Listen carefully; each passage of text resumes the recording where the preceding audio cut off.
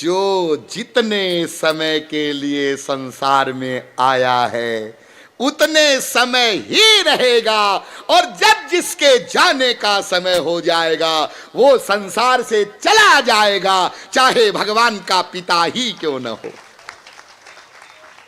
ये नियम है भगवान के।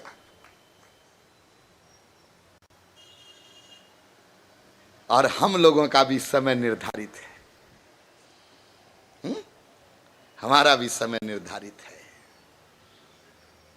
लेकिन जैसे भगवान श्री कृष्ण ने पहले नहीं बताया कि आज अभिमन्यु मरेगा, जैसे भगवान श्री कृष्ण ने या वहां जो भी महापुरुष उपस्थित थे किसी ने आउट नहीं किया कि द्रौपदी के 5 पुत्र मरेंगे, ऐसे ही हम लोगों का भी सबका समय निर्धारित है। वो टाइम पूरा हुआ 1/100 सेकंड का भी कि देरी नहीं लगेगी और कोई उपाय नहीं चलेगा। तुम्हारा धन, तुम्हारी पोस्ट, तुम्हारी प्रतिष्ठा। इसलिए हमारे शास्त्र कहते हैं, हमारी शास्त्रों की चेतावनी है, यावत् स्वस्थमिदं कलेवर गृहम यावच्च दूरे जरा यावच्चेन्द्रिय शक्तिर प्रतिहता यावत् क्षयो नायुषः आत्मश्रेयसिता बदेव विदुषा कार्य प्रयत्नो महान प्रोद्दीप्ते भवने चकूप खननम प्रत्युद्यम कीदृशः। जब तक तुम्हारा शरीर स्वस्थ है, जितने लोग यहां पर बैठे 30-40 वाले, वो जरा खास तौर से कान खोलकर सुनेंगे। क्यों? क्योंकि प्रायः इस प्रकार का ज्ञान लोगों में है। ठीक है, भगवान की भक्ति, सत्संग वत्संग वो भी करेंगे, करना है, लेकिन अभी से क्या करें?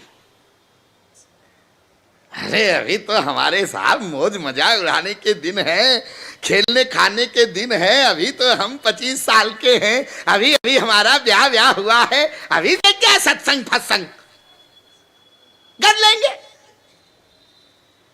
जरा थोड़ा संसार का मौज मजा कर ले। अच्छा भाई, तुम 40 के हो गए? हाँ। फिर आगे एक स्वामी जी, क्यों भाई अब क्या हाल है, मौज मजा कर लिया? स्वामी जी काहे का मौज मजा है, मुसीबत है। सोचा था हमारा ब्याह हो जाएगा किसी अच्छी लड़की से और 1-2 बच्चे हो जाएंगे, भाई ठाठ हो जाएगा, लेकिन बहुत बड़ी मुसीबत। अब समझ में आ गया? 25 से 40 15 साल हो गए हैं, बच्चे कच्चे भी 2-4 हो गए। अब समझ में आ गया? आ तो गया स्वामी जी समझ में। लेकिन ऐसा है, पहले आपकी बात मान लेते तो ठीक था, अब मुसीबत आ गई, अब तो इनको लालन पालन सब करना पड़ेगा। तो ऐसा है, आप जरा इंडिया भ्रमण करके आइए 10-5 साल बाद जयपुर में, और थोड़े बच्चे बड़े हो जाएंगे ना, इनका ब्याह कर दे, निपटा दे, फिर आ जाइएगा। अब वो 50 का हो गया, फिर स्वामी जी आ गए, क्यों भाई अब तो तुम 50 के हो गए? स्वामी जी अब बेटा बेटी का ब्याह भी तुमने कर दिया? हाँ कर दिया, तो अब तो उधर चलो। स्वामी जी जब इतना इंतजार किया आपने तो और 5-7 साल बस रिटायर हो जाए। हाँ? और रिटायर होने के बाद क्या काम धरा है, फिर तो राम राम श्याम श्याम करेंगे। अब वो रिटायर हो गया, फिर स्वामी जी आ गए, क्यों भाई अब तो तुम रिटायर हो गए हो, 60 के हो गए। हाँ स्वामी जी बात तो आपकी बिल्कुल सही है, रिटायर हो गए, और सोचा तो हमने भी यही था कि जब रिटायर हो जाएंगे तब केवल राम राम श्याम श्याम करेंगे, भगवान की भक्ति करेंगे। लेकिन स्वामी जी अब क्या लेकिन है, 60 का हो गया। स्वामी जी अभी मेरी गृहस्थी जरा कच्ची है, गृहस्थी कच्ची माने माने मेरा बेटा है ना, हाँ, वो अभी व्यापार में पक्का नहीं हुआ। वैसे वो व्यापार संभालने लग गया है, लेकिन ऑफिस में मैं भी बैठता हूं, दुकान पर मैं भी जाता हूं। क्यों? अरे जब बेटा व्यापार संभालने लग गया तो बस ठीक है, वो संभाल रहा है, तुम भजन करो। नहीं नहीं नहीं नहीं स्वामी जी, व्यापार तो वो संभाल रहा है लेकिन अभी कच्चा है। कच्चा माने क्या बताऊं स्वामी जी, आजकल ये 420 लोगों की दुनिया है, भरे पड़े हैं 420। हाँ तो उन 420 लोगों के साथ व्यवहार करते करते मैं तो पक्का, मैं नहीं कहूंगा मैं तो पक्का बन गया, लेकिन मेरा बेटा अभी बन रहा है, पक्का नहीं बना 420। एक बताइए, बात बताइए श्रीमान, आपका बेटा हमेशा आपका बेटा ही रहेगा, वो कभी आपका बाप नहीं बन जाएगा। और बेटा कितना भी काबिल क्यों न हो जाए, बाप यही सोचता है बेवकूफ है, अभी कुछ समझता नहीं। हा? एक आईएएस ऑफिसर का जो बाप होता अंगूठा छाप, एक सुप्रीम कोर्ट का जज है उसका बाप अंगूठा छाप, मां अंगूठा छाप, वो भी सोचती है अपने बेटे के लिए, बाप सोचता है बेटे के लिए। पता नहीं जज बन कैसे गया, वैसे तो इसको सब्जी भी नहीं लानी आती। तो बेटा बेटा ही रहता है और बाप बाप ही रहता है। और आप लोगों को एक और बात बताऊं, जितने यहां पर 60 से ऊपर वाले बैठे हैं, ध्यान देना जरा, 60 से ऊपर वाले,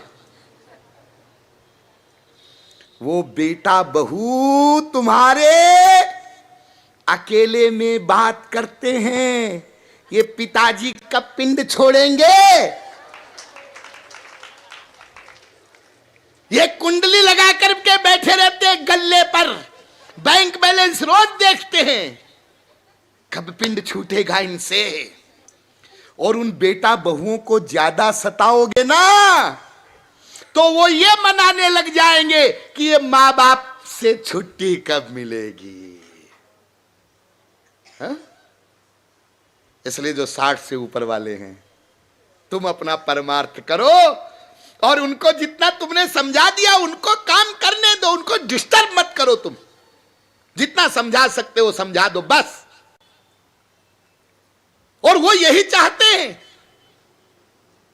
वो कहते हैं पिताजी बद्रीनारायण का टिकट मंगवा दे, चारों धामों की यात्रा कराइए 2-3 महीना। नहीं बेटा ऐसे कैसे जाएं, फिर पीछे गड़बड़ हो जाएगा। अब बेटा बहुत सोचते हैं, प्लानिंग तो बनाई थी 2 महीने छुट्टी मिलेगी, लेकिन ये जाएंगे नहीं।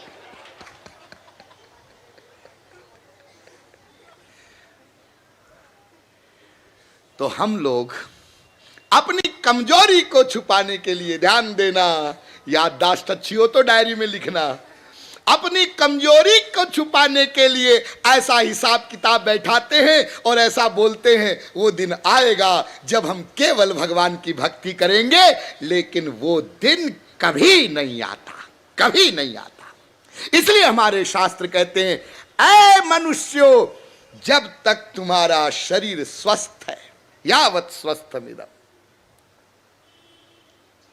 और जब तक तुम्हारी इंद्रियों में शक्ति है और जब तक बीमारियां दूर हैं, तब तक अपने आत्म कल्याण का प्रयत्न कर डालो, चूको मत, चूको मत। अरे तृतीय न तपस्तप्तम चतुर्थे किं करिष्यति, यदि 3 अवस्थाओं में तुमने कुछ नहीं किया तो याद रखना बुढ़ापे में भगवान की भक्ति तुमसे नहीं होगी। बुढ़ापे में तो शरीर तुम्हारा जर्जर हो जाएगा, तुमसे उठा नहीं जाएगा, बैठा नहीं जाएगा। कई बार हम कुछ लोगों के घरों में जाते हैं, वहां बूढ़े दादा दादी बैठे रहते हैं, हम पूछते हैं आप प्रवचन में नहीं पधारे, प्रवचन में नहीं आए? तो वो बूढ़े माँ बाप दादा दादी कहते हैं स्वामी जी सुना तो है मैंने कि आपका यहां प्रवचन हो रहा है, लेकिन नहीं आ सका, नहीं आ सकता। क्यों भाई, क्यों नहीं आ सकते? घुटनों में स्वामी जी बहुत दर्द रहता है, घुटनों में दर्द रहता है। अरे वहां कुर्सियां रखी गई है, सोफा रखा गया भाई, आपको नीचे, आप नीचे नहीं बैठ सकते तो आप ऊपर बैठ जाना। स्वामी जी वो तो ठीक है, लेकिन मैं जरा चल नहीं सकता। अरे चल नहीं सकते, तुम्हारे यहां 3-3 गाड़ियां खड़ी है। अब स्वामी जी गाड़ियां खड़ी है, लेकिन एक पोता ले जाता है, एक बहू ले जाती है। हम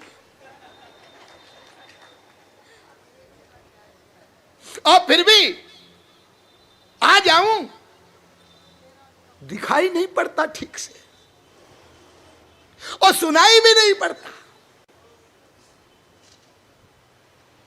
तो ऐसी अवस्था को सुन करके स्वामी जी भी कहेंगे ठीक है दादाजी आप घर में ही ठीक है, अब यहीं बैठे रहो, राधे राधे करो। यानी बुढ़ापे में भगवान की भक्ति हम कर लेंगे, भगवान का भजन कर लेंगे, ये तो बहुत बड़ी गलतफहमी है। बुढ़ापे में भगवान का भजन नहीं हो सकता। यदि तुमने बाल्यावस्था में, युवावस्था में, प्रौढ़ावस्था में भगवान की भक्ति उपासना की है, तब तो तुम बुढ़ापे में भी कर लोगे। लेकिन 3 अवस्था में यदि तुमने भगवान की भक्ति नहीं किया है, तो बुढ़ापे में तुम भगवान की भक्ति नहीं करोगे। फिर तो तुम जो 3 अवस्थाओं में जिसकी भक्ति की है, खटिया पर पड़े पड़े उसी को तुम याद करोगे। एक बात बताओ, आप लोगों ने एक महापुरुष का नाम सुना है, ध्रुव? ध्रुव, हाँ, किस उम्र में ध्रुव ने भगवान की भक्ति की थी? एक नाम सुना होगा आप लोगों ने महापुरुष का, यह डिक्लेयर्ड महापुरुष बता रहा हूं मैं आपको, जिसमें कोई डाउट ना हो, प्रहलाद। किस उम्र में भगवान की भक्ति की प्रहलाद ने? मीरा, किस उम्र में मीरा ने भगवान की उपासना की? शंकराचार्य, जिनका नाम बार बार आता है, आप 2500 वर्ष पहले जो शंकराचार्य हुए हैं उनकी जीवनी आपने पढ़ी हो। 8 वर्षे चतुर्वेदी, 12 सर्वशास्त्रविद, 16 कृतवान भाष्यम, 32 मुनिरभ्यगात। 8 वर्ष की आयु में 4 वेदों का ज्ञान प्राप्त कर लिया। 8 वर्षे चतुर्वेदी, और 12 वर्ष की आयु में सब शास्त्रों का ज्ञान प्राप्त कर लिया। 16 वर्ष की आयु में भाष्य लिखने प्रारंभ कर दिए, और 32 वर्ष की आयु में 32 वर्ष की आयु में सब कुछ करके संसार से चले गए। केवल 32 वर्ष रहे संसार में। वही शंकराचार्य जो 2500 वर्ष पहले हुए थे, हम सब लोग उनका गुणगान करते हैं और उनका नाम बार बार आता है। और आप क्या बोलते हो? अभी हमारी उम्र क्या है? अभी तो हमारे खेलने खाने के दिन है। इसलिए इस शरीर में जब रोग लग जाएंगे, जब जरा प्रविष्ट हो जाएगी, तब बहुत कठिनाई हो जाएगी। इसलिए ईश्वरीय विषय का नियम कि जब, जिस समय, जिस उम्र में तुमको कोई ठीक ठीक समझाने वाला मिल जाए और तुम्हारी बात समझ में आ जाए, बस तुम लग जाओ, अपने आत्म कल्याण का प्रयत्न शुरू कर दो, पेंडिंग मत करना। तो भगवान के यहां का नियम, एक नियम कि जितने समय के लिए जो संसार में आया है, समय पूरा हुआ, जाना पड़ेगा, और हमारा समय कब पूरा हो जाएगा हमें पता नहीं है। इसलिए हमें जल्दी करना। ठीक ठीक ठीक। तो मैं आपको ये इशारा कर रहा हूं, जैसे भगवान का ये एक कानून है, ऐसे ही भगवान का ये भी एक कानून है कि जो जीव शरणागत होगा उस पर ही कृपा होगी। ये कानून है। आपको भगवान की कृपा चाहिए, शरणागत हो जाओ, हम एक कदम और आगे आ गए। भगवत प्राप्ति कैसे होगी? मैं क्रम बता रहा हूं आपको, याद कर लेना। भगवत प्राप्ति कैसे होगी? भगवत प्रेम से। भगवत प्रेम कैसे होगा? भगवत विश्वास से। भगवत विश्वास कैसे होगा? भगवत ज्ञान से। भगवत ज्ञान कैसे होगा? भगवत कृपा से। और भगवत कृपा कैसे होगी? भगवत शरणागति से। यह लिंक है। ठीक ठीक ठीक, अब बात समझ में आ गई कि सूर मीरा कबीर नानक तुकाराम ये पहले भगवान के शरणागत हुए, तब उन पर भगवान की कृपा हुई, तब उनको भगवत ज्ञान हुआ, तब भगवत विश्वास हुआ, तब भगवत प्रेम हुआ, तब भगवत प्राप्ति हुई। और हम अभी तक भगवान के शरणागत नहीं हुए, इसलिए हमारी बात नहीं बनी। ठीक ठीक ठीक, ये तो समझ में आ गया स्वामी जी हमारे। लेकिन वो झगड़ा जो प्रारंभ हुआ था, वो अभी झगड़ा निपटा नहीं। झगड़ा ये था कि क्या भगवान अकारण करुण है या भगवान व्यापारी हैं? किसी शर्त को पूरी करने पर भगवान कृपा करते हैं तो भगवान बिजनेसमैन है। आपने इस शंका के समाधान में इतना लंबा चौड़ा लेक्चर देकर हमको यहां पर पहुंचा दिया कि शरणागत हो जाओ तो भगवान की कृपा होगी। लेकिन शरणागत होना यह भी तो कंडीशन है। पहले हम भगवान के शरणागत होंगे तब भगवान कृपा करेंगे। तो शरणागति के बदले में भगवान कृपा कर रहे हैं तो व्यापारी हो गए। अरे अकारण करुण का मतलब तो होता है कुछ न करो और कृपा करे। आपने बताया शरणागत हो जाओ तो कृपा करेंगे, तो शरणागति भी तो कंडीशन है। फिर भगवान को अकारण करुण क्यों कहा जाता? हां, भगवान वास्तव में अकारण करुण है। वो कुछ न करने से कृपा करते हैं, कुछ न करने से। लेकिन कैसे? यह समझने के लिए आपको भगवत शरणागति क्या होती है उस सिद्धांत को समझना होगा। बहुत इंपॉर्टेंट विषय है, समय कम है, आप बिल्कुल दत्त चित्त होकर समझेंगे। भगवत शरणागति किसको कहते हैं? बहुत सुनते होंगे आप शरणागति शरणागति, शरणागति का मार्ग। ये शरणागति है क्या? हां, तो इसको आप लोग बिल्कुल साधारण क्लास से चलेंगे और फिर हम शास्त्रों में चलेंगे। देखिए, दो प्रकार के कर्म होते हैं, आप लोग सब जानते हैं। एक होता है अच्छा कर्म और एक होता है बुरा कर्म। आप बोलते हैं ना, अमुक व्यक्ति भाई बहुत अच्छा है, क्यों? अच्छा अच्छा कर्म करता है।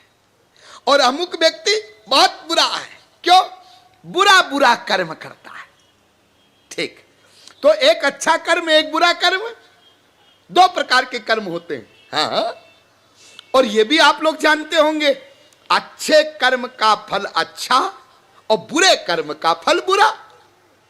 पुण्य न पुण्य लोकम नयति, पापे न पापम। यदि आप अच्छा कर्म करेंगे तो अच्छा फल मिलेगा, बुरा कर्म करेंगे तो बुरा फल मिलेगा।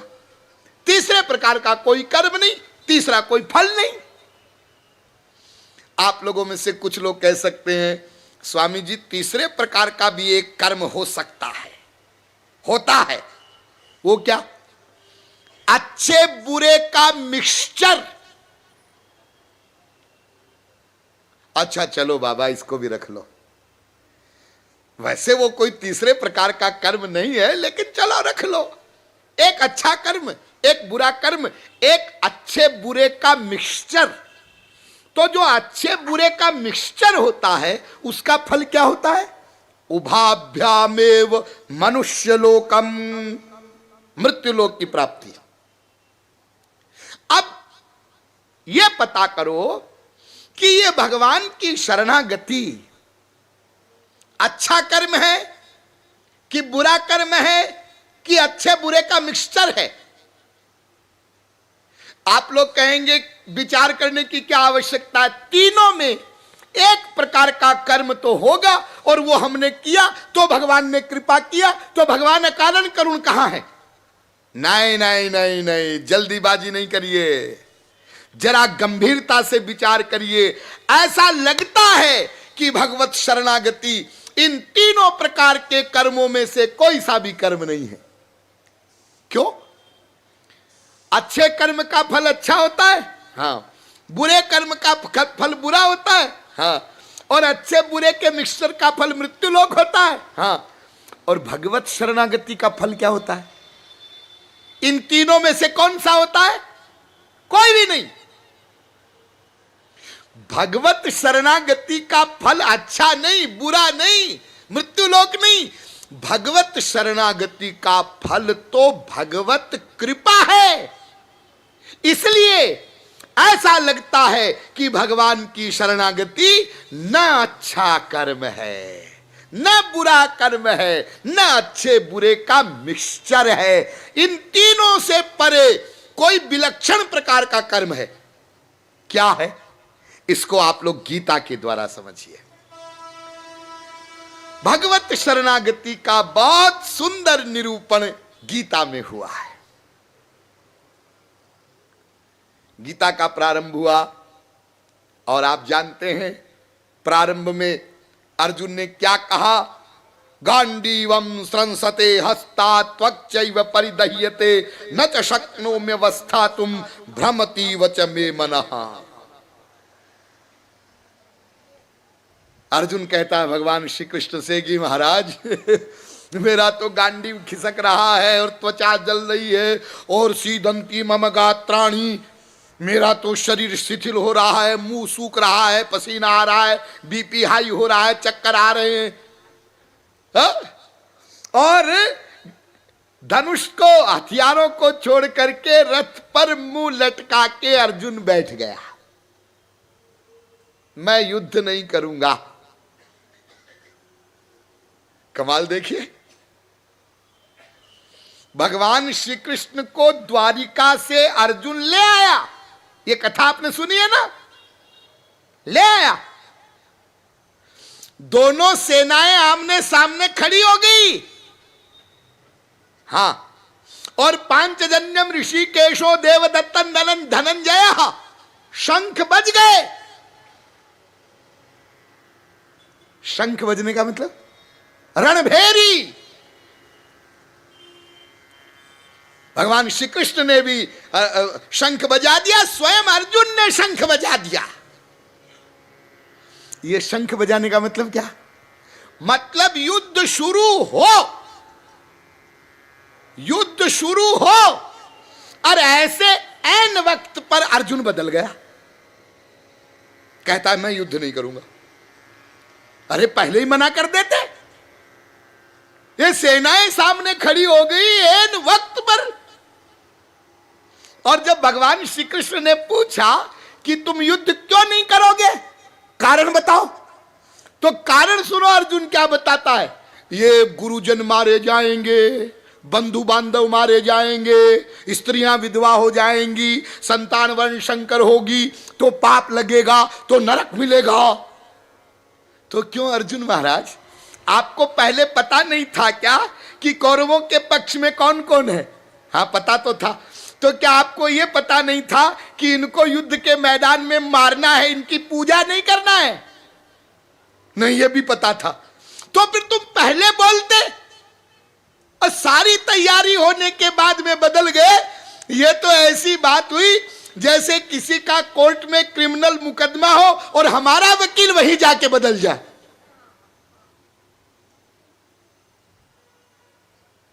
तो जब अर्जुन ने कहा मैं युद्ध नहीं करूंगा, भगवान श्री कृष्ण ने सोचा कि अब क्या करे, ये तो बदल गया और मेन व्यक्ति बदल गया। लेकिन ध्यान दीजिए, अर्जुन ने यह तो कहा कि मैं युद्ध नहीं करूंगा, और रथ पर बैठ भी गया गांडीव को छोड़ के। हां, लेकिन एक बात अर्जुन और बोला। वो क्या बोला? कार्पण्य दोषो पहत स्वभाव पृच्छामि त्वाम धर्म सम्मूढ़ चेता यच्छ्रे यस्याम निश्चितम ब्रूहि तन्मे शिष्यस्तेहम शाधिमाम त्वाम प्रपन्नम। 2:7 दूसरे अध्याय का 7वां श्लोक गीता। हे महाराज, मैं आपके प्रपन्न हूं। एक होता है पन्न, एक होता है प्रपन्न। पन्न किसको कहते हैं?